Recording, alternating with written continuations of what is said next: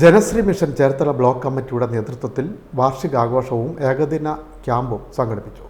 Cherthala Anjali home convention സെന്ററിലാണ് പരിപാടി സംഘടിപ്പിച്ചത്. ജില്ലാ ചെയർമാൻ കെ നൌഷാദ് ഉദ്ഘാടനം ചെയ്തു. ജനശ്രീ സുസ്ഥിര വികസന മിഷന്റെ 19ാം വാർഷികാഘോഷങ്ങളുടെ ഭാഗമായി ചേർത്തല ബ്ലോക്ക് യൂണിയന്റെ നേതൃത്വത്തിൽ ഏകദിന ക്യാമ്പ് നടന്നു. ശനിയാഴ്ച രാവിലെ 9 മണിക്ക് ചേർത്തല അഞ്ജലി ഹോം കൺവെൻഷൻ സെന്ററിൽ നടന്ന ഏകദിന ക്യാമ്പ് ജില്ലാ ചെയർമാൻ കെ നൌഷാദ് ഉദ്ഘാടനം ചെയ്തു. ഇപ്പോൾ ജാതി തിരിച്ചുള്ള രാഷ്ട്രത്തെ സേവിക്കുന്ന സമ്പ്രദായം വളരെ കാര്യമായി നടന്നുകൊണ്ടിരിക്കുക.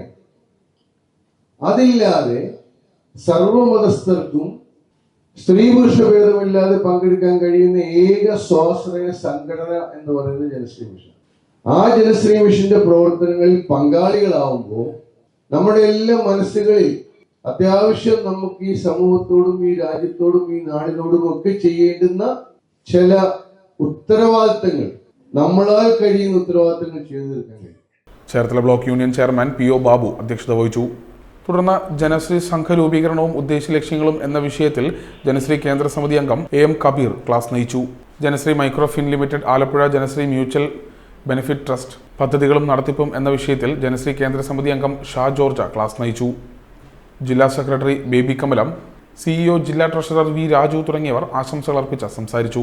ഉച്ചയ്ക്ക് ശേഷം വിവിധ വിഷയങ്ങളിൽ ചേർത്തല കൃഷി assistant director Shaija KS, Aroor block union chairman Jobichan തുടങ്ങിയവർ ക്ലാസുകൾ നയിച്ചു.